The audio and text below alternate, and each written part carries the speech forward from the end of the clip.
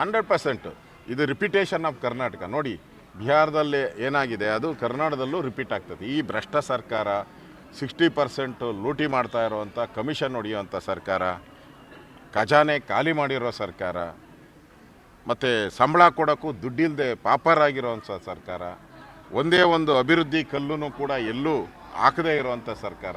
ಈ ಸರ್ಕಾರ ಇದ್ದರೆಷ್ಟು ಹೋದರೆಷ್ಟು ಜನ ತೀರ್ಮಾನ ಮಾಡಿಬಿಟ್ಟಿದ್ದಾರೆ. ಇವಾಗ ಚುನಾವಣೆ ನಡೆದು ಬಿಹಾರಕ್ಕಿಂತ ಜಾಸ್ತಿ ಸೀಟ್ ನಾವು ಬರ್ತೀರಿ. ಇಲ್ಲಿ 2/3 ಮೆಜಾರಿಟಿಗಿಂತ ಜಾಸ್ತಿ ಈ ಸರಿ ನಾವು ಮತ್ತು JDS ಹೊಂದಾಣಿಕೆ ಆಗಿರೋದ್ರಿಂದ ನಾವು 2/3ಗಿಂತ ಜಾಸ್ತಿ ಮೆಜಾರಿಟಿ ಗೆಲ್ತೀರಿ, ಶತಸಿದ್ಧ. ಅದಕ್ಕೆ ಭಯ ಬಿದ್ದೋಗಿದ್ದಾರೆ ಕಾಂಗ್ರೆಸ್ ಅವರು. ನೋಡಿ, ಇಷ್ಟು ದಿನ ಅವರ ಪಾರ್ಟಿಯಲ್ಲಿ ಅಧಿಕಾರ ಹಸ್ತಾಂತರದ ಅಗ್ರಿಮೆಂಟ್ ಆಗಿತ್ತು. ಈಗ ವೀಕ್ ಕೇಂದ್ರ ಇರೋದ್ರಿಂದ ಕಾಂಗ್ರೆಸ್ ವೀಕ್ ಇದೆ. ಕೇಂದ್ರದಲ್ಲಿ ರಾಹುಲ್ ಗಾಂಧಿ ಈ ಚುನಾವಣೆ ಸೋತ ಮೇಲೆ ವೀಕ್ ಆಗಿದ್ದಾರೆ. ಇನ್ನೇನಿದ್ರು ಸಿದ್ದರಾಮಯ್ಯಿಂದ ಇಲ್ಲಿ ಪವರು. ಸಿದ್ದರಾಮಯ್ಯ ಹೇಳ್ದಂಗೆ ರಾಹುಲ್ ಗಾಂಧಿ ಕೇಳಬೇಕು. ಇಷ್ಟು ದಿನ ರಾಹುಲ್ ಗಾಂಧಿ ಹೇಳ್ದಂಗೆ ಸಿದ್ದರಾಮಯ್ಯ ಕೇಳ್ತಾಯಿದ್ರು. ಇನ್ಮೇಲೆ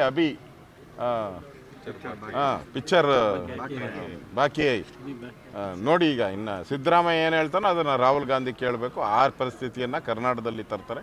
ಒಟ್ಟಿನಲ್ಲಿ ಲೂಟಿ ಮಾಡೋಕ್ಕೆ ಸಿದ್ದರಾಮಯ್ಯ ಆ್ಯಂಡ್ ಗ್ಯಾಂಗ್ ಎಲ್ಲ ಮಿನಿಸ್ಟ್ರು ಲೂಟಿ ಮಾಡೋಕ್ಕೆ ಹೊರಟಿದ್ದಾರೆ. ಅದನ್ನು DKಶಿನೇ ಕೇಳ್ಬೇಕು ನೀವು. ಯಾಕಂದರೆ ಅವರು ಎಲ್ಲ ದೇವ್ರನ್ನೂ ನೋಡ್ಬಿಟ್ಟಿದ್ರು. ಈಶ್ವರನ್ನ ನೋಡಿದರು, ಆಮೇಲೆ ವೆಂಕಟೇಶ್ವರನ್ನ ನೋಡಿದರು, ನಾರಾಯಣನ ನೋಡಿದರು, ಬ್ರಹ್ಮನೊಬ್ಬನ ಬಿಟ್ಬಿಟ್ಟಿದ್ರು. ಬ್ರಹ್ಮ ಹಣೆ ಬರೆಯೋ ಬ್ರಹ್ಮನೊಬ್ಬನ ಬಿಟ್ಬಿಟ್ಟಿದ್ರು. ಈಗ ಬಿಹಾರ್ ಎಲೆಕ್ಷನ್ನು ಒಂಥರ ಬ್ರಹ್ಮ ಇದ್ದಂಗೆ ಅವ್ರ ಪಾಲಿಗೆ.